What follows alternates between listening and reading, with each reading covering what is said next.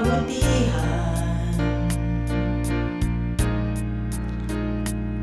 Sa aking pagkukulang, ika'y nananatiling nariyan.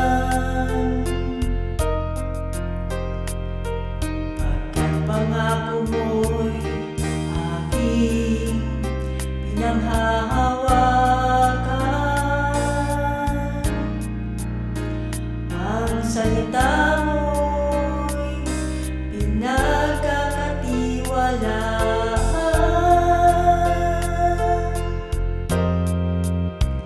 Sa oras ng pagsubok, naririyan ka, dumaan man sa tubig, hindi malulunod, dumaan man sa apoy, di matutubo, sapagkat ika'y aking kasama,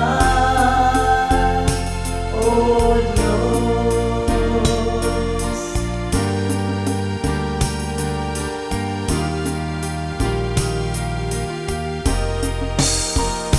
Kaya, O Diyos, patuloy akong magtitiwala, pagkat Ikaw ang Diyos, tapat, di nagbabago.